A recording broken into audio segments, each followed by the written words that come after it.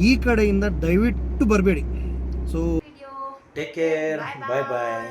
Hi, hello, ನಮಸ್ತೆ. ಎಲ್ಲರೂ ಹೇಗಿದ್ದೀರಾ? ಚೆನ್ನಾಗಿದ್ದೀರಾ ಅಂತ ನಾನು ಅಂದ್ಕೊಂಡಿದ್ದೀನಿ. ಯಾಕಂದರೆ ನಾನು ನಮ್ಮವ್ರು ಚೆನ್ನಾಗಿದ್ದಾರೆ, ನೀವು ನಿಮ್ಮವ್ರು ಹೇಗಿದ್ದೀರಾ ಅಂತ ಕೇಳ್ತಾ, ಸೊ ಇವಾಗ ನಾನು ನನ್ನ ಮಿಸ್ಸಸ್ ಮನೆಗೆ, ನನ್ನ ಅತ್ತೆ ಮನೆಗೆ ಹೊರಟಿದ್ದೇನೆ. ಸೊ ಇವಾಗ ಅಂದರೆ ನನ್ನ ಮಿಸ್ಸಸ್ ಅಲ್ಲಿದ್ದಾಳೆ. ಸೊ ಅವಳಿಗೆ ಗೊತ್ತಿಲ್ಲ ನಾನು ಬರ್ತಾ ಇದ್ದೇನೆ ಅಂತ, ನಾನು ಹೇಳಲಿಲ್ಲ. ಸೊ ಏನಂದರೆ ವಿಷಯ ಏನು ಅಂದರೆ, ಅವಳು ಇವಾಗ ನಮ್ಮ ಮನೆಗೆ ಬರ್ತಾ ಇದ್ದಾಳೆ, ಅಂದರೆ ನನ್ನ ಮನೆಗೆ ಬರ್ತಾ ಇದ್ದಾಳೆ. ಬಟ್ ನಿನ್ನೆ ನಮ್ಮ ಪ್ಲ್ಯಾನ್ ಏನಾಗಿತ್ತು ಅಂದರೆ, ನಾಳೆ ನಾನು ಬರ್ತೀನಿ, ಇವತ್ತು ಬರಲ್ಲ, ನಾಳೆ ಬರ್ತೀನಿ ಅಂತ ಹೇಳಿದ್ದೆ. ಸೊ ನೋಡಬೇಕಿದೆ ಇವಾಗ ಅವಳ ಎಕ್ಸ್ಪ್ರೆಷನ್ ಏನು, ಹೆಂಗೆಲ್ಲ ಎಕ್ಸೈಟ್ಮೆಂಟ್ ಇರ್ತಾಳೆ ಅಂತ. ಸೊ ಹೋಗ್ತಾ ಇದ್ದೇನೆ, ಇವಾಗ ಮನೆಯಿಂದ ಹೊರಟಿದ್ದಷ್ಟೇ. ಸೊ ನೋಡಬೇಕಿದೆ. ಸೊ ಇವಾಗ ನಮ್ಮ ಮನೆಯಿಂದ ಇವಾಗ ಹೊರಟಿದ್ದಷ್ಟೇ. ಇನ್ನು ಬಂಟ್ವಾಳ ರೀಚ್ ಆಗಬೇಕು ಅಂದರೆ ಒಂದೂವರೆ ಗಂಟೆ ಜರ್ನಿ ಇದೆ, ತುಂಬ ದೂರ ಆಗುತ್ತೆ. ರೋಡು ಕೂಡ ಚೆನ್ನಾಗಿಲ್ಲ, ಅಂದರೆ ಒಂದು ಟರ್ನ್ ರೋಡು. ಇನ್ನೊಂದು ಏನು ಅಂದರೆ, ಕೆಲವೊಂದು ಕಡೆ ರೋಡ್ ರಿಪೇರಿ, ಒಂದು ಕಮ್ಮಿ ಅಂದರೂ ಒಂದು 6-7 ತಿಂಗಳಿಂದ ರಿಪೇರಿ ನಡೀತಾನೇ ಇದೆ. ಯಾವಾಗ ಆಗುತ್ತೋ ದೇವರಿಗೆ ಗೊತ್ತು. ಸೊ ಒಂದು 4-5 ದಿನ ಡಾಂಬರಿಂಗು, ಆದರೆ ನಮ್ಮದು ಈ ಕಡೆ ಎಲ್ಲ ಒಂದು 4-5 ತಿಂಗಳೇ ಹೋಗುತ್ತೆ. ಏನು ಗೊತ್ತಿಲ್ಲ, ಕೇಳೋರಿಲ್ವಾ ಅಥವಾ ನಮ್ಮ ಗ್ರಾಚಾರನ ಗೊತ್ತಿಲ್ಲ. ಸೊ ನಡೀತಾ ಇದೆ. ಸೊ ನಾನಿವಾಗ ಅಂದರೆ ಏನು ಹೇಳ್ತೀವಿ ನಾವು, ಮೂಡುಬಿದ್ರೆಗೆ ನಮ್ಮ ಇಲ್ಲಿಂದ ಶಾರ್ಟ್ ಕಟ್ ಇದೆ ಒಳಗಡೆಯಿಂದ. ಸೊ ಆ ರೋಡಲ್ಲಿ ಹೋಗ್ತಾ ಇದ್ದೇನೆ. ಸೊ ನೋಡಿ ಹೇಗಿದೆ ಪ್ರಕೃತಿ ಅಂತ. ಸೊ ನಾವು ಲಾಸ್ಟು ಒಂದು 5 ತಿಂಗಳ ಹಿಂದೆ ಇಲ್ಲಿ ಬರುವಾಗ ಇದೇ ಪ್ಲೇಸಲ್ಲಿ ನಮಗೆ ಚಿರತೆ ಸಿಕ್ಕಿತ್ತು. ಸೊ ನೋಡಿ, ನಾನು ಹೇಳ್ತೇನೆ ಯಾವ ಪ್ಲೇಸು ಅಂತ. ಸೊ ನೋಡಿ, ಅಲ್ಲಿ ಒಂದು ಕಲ್ಲು ಕಾಣ್ತಾ ಇದೆ ನೋಡಿ, ವೈಟ್ ಪೈಂಟ್ ಕಲ್ಲು ಇದೆ ಅಲ್ಲಿ ನೋಡಿ, ಇಲ್ಲೇ ಎಕ್ಸಾಕ್ಟ್ಲಿ ಇಲ್ಲೇ ಚಿರತೆ ಕಂಡಿತ್ತು ನಮಗೆ 10 ಗಂಟೆ ಹೊತ್ತಿಗೆ. ಇದೇ ಪ್ಲೇಸಲ್ಲಿ ನಾವು ಇದರಲ್ಲಿ ಕಾರಲ್ಲಿ ಇದೆ. ಸೊ ಅದು ಕೂಡ ಇತ್ತು ನಮಗೆ.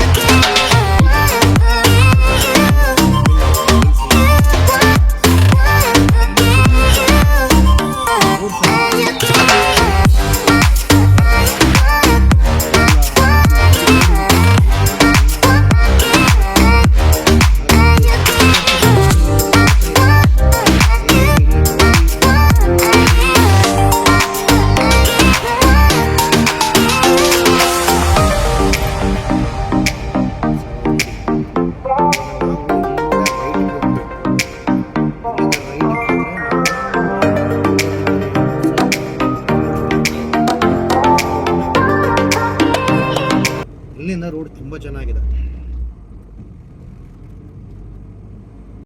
ಸೊ ಏನು ಗೊತ್ತಾ, ನಾವು ಯಾವಾಗಲೂ ಅಂದ್ಕೊಳ್ತೇವೆ ಏನು ಕಷ್ಟ ಮನುಷ್ಯರು ಅಂದರೆ, ಕೆಲವೊಬ್ಬರಿಗೆ ಯಾವ ರೀತಿ ದೇವರು ಕಷ್ಟ ಕೊಡ್ತಾನೆ ಅಂದರೆ, ಕಷ್ಟದ ಮೇಲೆ ಕಷ್ಟ ಬರ್ತಾ ಇರುತ್ತೆ. ಸೊ ನಾವು ಆವಾಗ ಅಂದ್ಕೊಳ್ಳೋದುಂಟು, ಏನು ಕಷ್ಟ ಗುರು ಈ ರೀತಿ ನಮಗೆ ಅಂತ. ಸೊ ಆ ಕಷ್ಟದಿಂದ ತುಂಬ ನಾವು ಪಾಠ ಕಲಿಬೇಕು. ಆ್ಯಕ್ಚುಲಿ ನೋಡೋದಾದರೆ ಕಷ್ಟ ನಾವು ಯಾವಾಗ ಬರುತ್ತೆ ಗೊತ್ತಾ, ನಮಗೆ ಯಾವಾಗ ನೋಡಿ ಈ ಫ್ರೆಂಡ್ಶಿಪ್ಪಲ್ಲಿ ಮೋಸ ಆಗುತ್ತೆ, ಈ ಕೆಲಸದಲ್ಲಿ ಪಾರ್ಟ್ನರ್ಶಿಪ್ಪಲ್ಲೆಲ್ಲ ಮೋಸ ಆಗುತ್ತಲ್ವಾ. ಸೊ ನಾವು ಆವಾಗ ಏನು ಗೊತ್ತಾ, ನಾವು ಅವರನ್ನು ದೂರಬಾರ್ದು, ನಾವು ದೇವರಿಗೆ ಥ್ಯಾಂಕ್ಸ್ ಹೇಳಬೇಕು. ಯಾಕೆ ಗೊತ್ತಾ, ನಾವು ಯಾರನ್ನು ನಂಬಬೇಕು, ಯಾರ ಜೊತೆ ಎಷ್ಟು ಇರಬೇಕು ಅನ್ನೋದು ಆ ಒಂದೊಂದು ಕಷ್ಟದಲ್ಲೂ ಒಂದೊಂದು ಪಾಠ ಇರುತ್ತೆ. ಸೊ ಆ ಪಾಠವನ್ನು ಕಲಿತ ಮನುಷ್ಯ ಮಾತ್ರ ಜೀವನದಲ್ಲಿ ಮುಂದೆ ಹೋಗ್ತಾನೆ. ಆ ಪಾಠ ಅಂದರೆ ಏನು ಗೊತ್ತಾ, ಕಷ್ಟಕ್ಕೆ ನಾವು ಮನಸ್ಸು ಮಾಡದಿದ್ದರೆ ನಾವು ಅಲ್ಲೇ ಅಂದರೆ ಒಂದು ಕಡೆ ಎಷ್ಟೇ ಆಗ್ತೇವೆ ಅನ್ನೋದು ನನ್ನ ಭಾವನೆ. ಸೊ ಕಷ್ಟ ಬಂದಾಗ ದೇವರನ್ನು ದೂಷಿಸದೆ ನಾವು ಆದಷ್ಟು ನಾವು ಒಂದು ಮುಂದೆ ಹೋಗೋಕ್ಕೆ ಪ್ರಯತ್ನ ಪಡಬೇಕು. ಆವಾಗಲೇ ಆ ದೇವರಿಂದ ನಮಗೆ ಆ ಪ್ರತಿಫಲ ಸಿಗೋದು ಅಂತ ನನ್ನ ಒಂದು ಅನಿಸಿಕೆ. ಸೊ ಗೊತ್ತಿಲ್ಲ, ಜೀವನದಲ್ಲಿ ಕಷ್ಟ ಮನುಷ್ಯರಿಗೆ ಬರೋದು. ಯಾಕಂದರೆ ಪ್ರಾಣಿಗಳಿಗೆ ಅಥವಾ ಮರಗಿಡಗಳಿಗೆ ಬಂದರೆ ಅವರಿಗೆ ಹೇಳ್ಕೊಳ್ಳೋಕ್ಕೆ ಬಾಯಿ ಇಲ್ಲ. ಸೊ ಅವರು ಹೆಂಗೆ ವ್ಯಕ್ತಪಡಿಸ್ತಾರೆ ಅಂತ ಗೊತ್ತಿಲ್ಲ. ಬಟ್ ಮನುಷ್ಯರಾದ ನಾವು ನಮ್ಮ ಬಾಯಿಯ ಮುಖಾಂತರ ನಾವು ತುಂಬ ಅಂದರೆ ತುಂಬ ವಿವಿಧ ಬಗೆಯ ರೀತಿಗಳಲ್ಲಿ ಕೂಡ ನಾವು ನಮ್ಮ ಕಷ್ಟಗಳನ್ನು ವ್ಯಕ್ತಪಡಿಸ್ತೇವೆ. ಸೊ ಆದಷ್ಟು ದೇವರಲ್ಲಿ ನಂಬಿಕೆ ಇಡಿ. ದೇವರು ಯಾವಾಗಲೂ ನಿಮಗೆ ಒಳ್ಳೆಯದನ್ನೇ ಮಾಡ್ತಾನೆ. ದೇವರಿಗೆ ಗೊತ್ತಿದೆ ಯಾವಾಗ ಯಾರಿಗೆ ಒಳ್ಳೇದು ಮಾಡಬೇಕು, ಯಾರಿಗೆ ಕೆಟ್ಟದ್ದು ಮಾಡಬೇಕು ಅಂತ. ಸೊ ದೇವರನ್ನು ನಂಬಿದರೆ ಸಾಕು, ಮತ್ತು ಬೇರೆ ಏನು ಬೇಡ. ಜಗತ್ತಿನಲ್ಲಿ ತುಂಬ ಎಲ್ಲ ಇರುತ್ತೆ, ಹಂಗೆ ಹಿಂಗೆ ಅಂತ ಹೇಳ್ಬಿಟ್ಟು ಏನಿಲ್ಲ. ಸುಮ್ಮನೆ ಎಲ್ಲ ದೇವರ ಮೇಲೆ ಭಾರ ಹಾಕಿ ಸುಮ್ಮನೆ ಹೋಗ್ತಾ ಇರೋದೆ, ಜೈ ಅಂತ ಇರೋದೆ. ಏನು ಹೇಳಿ, ಜೈ ಅಂತ ಹೇಳ್ತಾ ಹೋಗ್ತಾ ಇರಬೇಕು. ಸೊ ಎಲ್ಲವೂ ಆವಾಗ ನಾವು ಅಂದ್ಕೊಂಡ ರೀತಿಯಲ್ಲೇ ಆಗುತ್ತೆ. ಸೊ ಇವಾಗ ನಾನು ಮೂಡಬಿದ್ರೆ ಬೆಳುವಾಯಿ ಅಂತ ಹೇಳ್ತೇವೆ, ಅಲ್ಲಿ ರೀಚ್ ಆದೆ. ಸೊ ಇನ್ನು ಡಬಲ್ ರೋಡ್ ಸಿಗುತ್ತೆ ನಮಗೆ, ಇನ್ನು ಒಳ್ಳೆ ರೋಡ್. ಸೊ ಆದಷ್ಟು ನಾನು ರೋಡ್ಗಳನ್ನೆಲ್ಲ ತುಂಬ ವಿಡಿಯೋದಲ್ಲಿ ತೋರಿಸಿದ್ದೇನೆ. ಸೊ ಇವಾಗ ನಾವೇ ಮಾತಾಡ್ತಾ ಇರೋಣ. ಸೊ ಅಲ್ಲಲ್ಲಿ ನಾವು ಸ್ಟಾಪ್ ಮಾಡ್ತಾ ಸ್ವಲ್ಪ ಮಾತಾಡ್ಕೊಂಡು ಹೋಗೋಣ. ಸೊ ಕೆಲವರಿಗೆ ನನಗೇನು ಗೊತ್ತಾ, ಈ ಬೈಕ್ಗಳಲ್ಲಿ ರಿಕ್ಷಾಗಳಲ್ಲಿ ಕೆಲವರು ಹೋಗ್ತಾ ಇರ್ತಾರೆ ನಮ್ಮ ಕಡೆ. ಕೆಲವರು ಏನು ಗೊತ್ತಾ, ಎಷ್ಟು ಹಾರ್ನ್ ಹಾಕಿದ್ರು ಸೈಡ್ ಕೊಡಲ್ಲ ರೀ. ತುಂಬ ಬೇಜಾರಾಗುತ್ತೆ. ಹಾರ್ನ್ ಹಾಕಿದ ಕೂಡಲೇ ರೈಟಿಗೆ ಬೇಕು ಅಂತಲೇ ಬರೋದು, ಸೈಡ್ ಕೊಡಲ್ಲ. ಇಲ್ಲಿ ಅದೊಂದು ಸ್ವಲ್ಪ ಕಷ್ಟ ಆಗುತ್ತೆ. ನಿಮ್ಮ ಕಡೆ ಇದೆಯಾ? ನಿಮ್ಮ ಕಡೆ ಅದೆಲ್ಲ ಪ್ರಾಬ್ಲಮ್ ಇದೆಯಾ? ಸೊ ಕಮೆಂಟ್ ಮೂಲಕ ತಿಳಿಸಿ. ಸೊ ಇವಾಗ ನಾನು ಮೇನ್ ರೋಡ್ಗೆ ಬಂದೆ.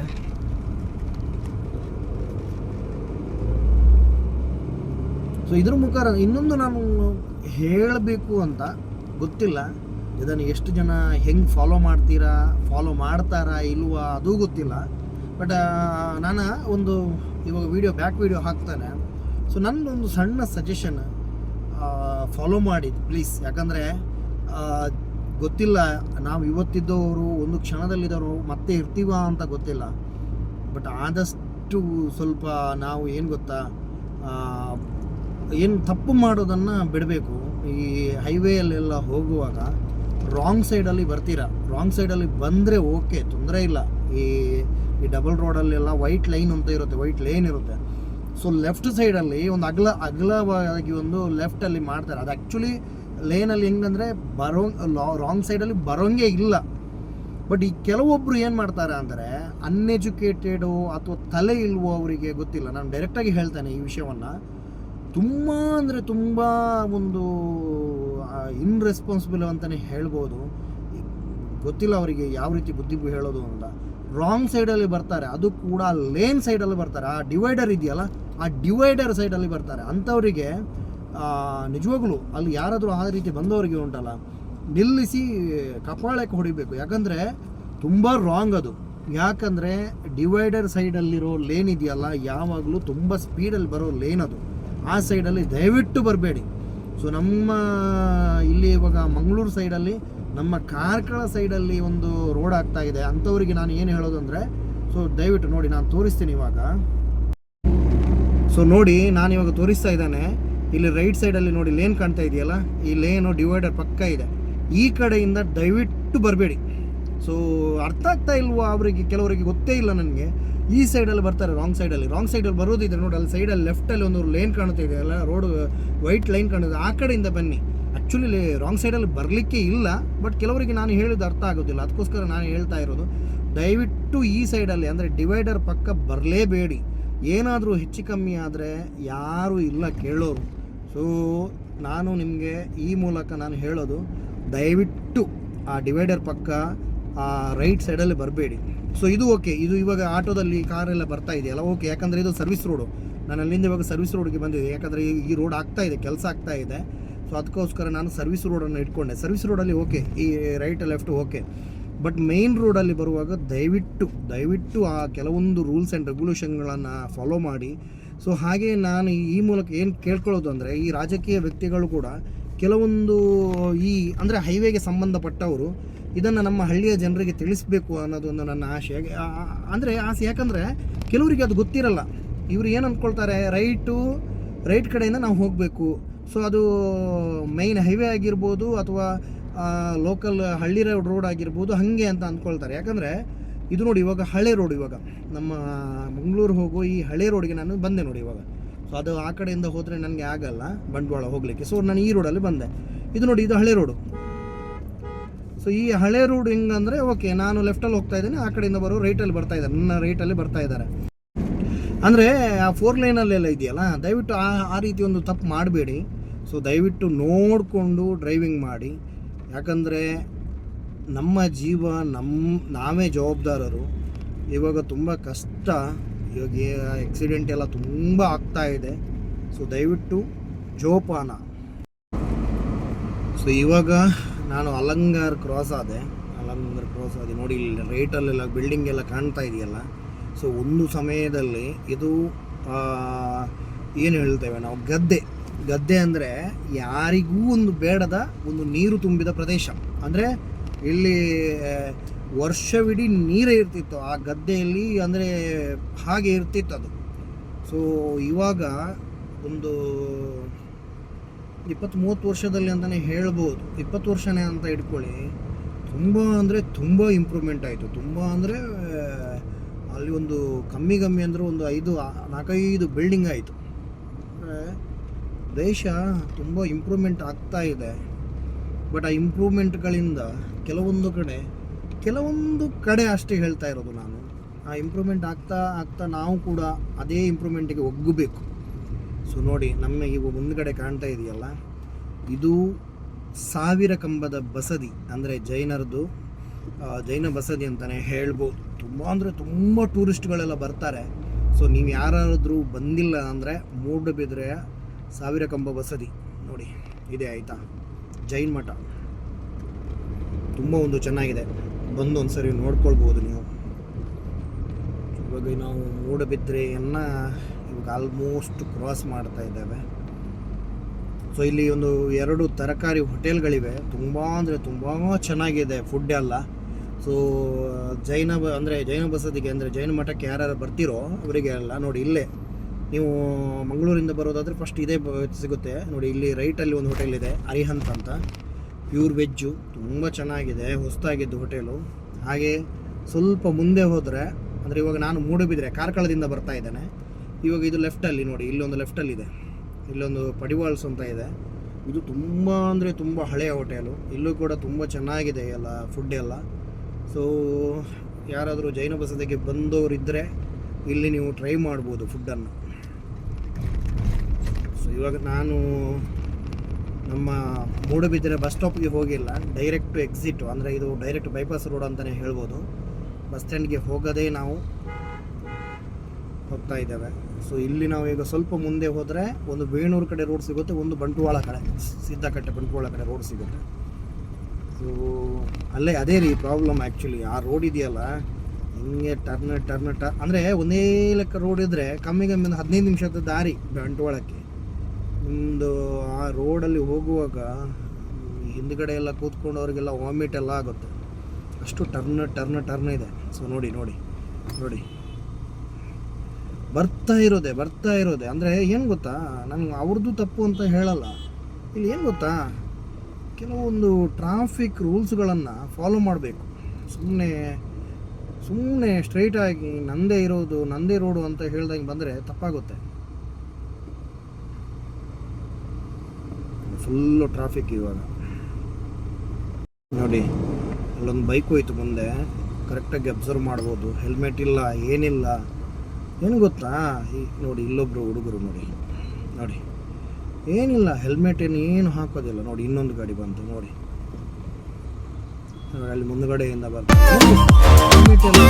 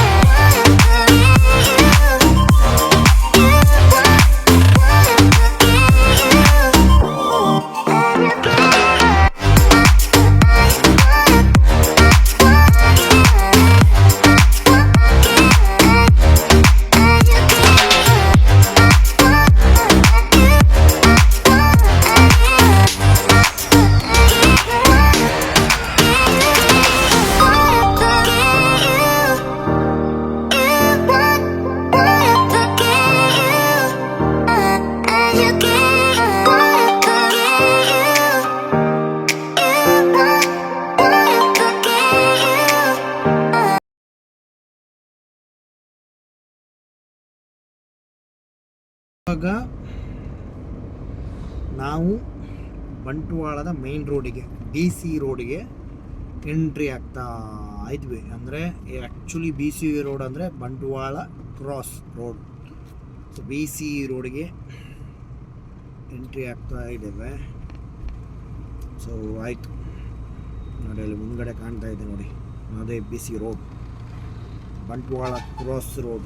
ಸೊ ಇಲ್ಲಿಂದ ಲೆಫ್ಟಿಗೆಲ್ಲ ಹೋದರೆ ಧರ್ಮಸ್ಥಳಕ್ಕೆ ಹೋಗ್ಬೋದು ನಾವು.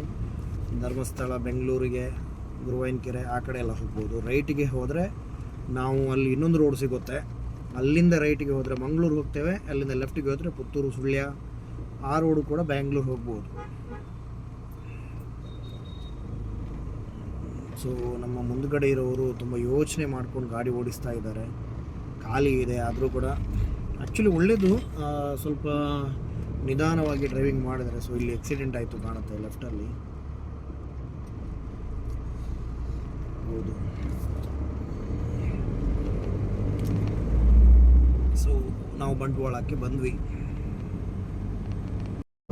ಸೊ ಇವಾಗ ಬಂದೆ, ನಾನು ನನ್ನ ಅತ್ತೆಯ ಮನೆಯ ಕಡೆ ಬಂದೆ.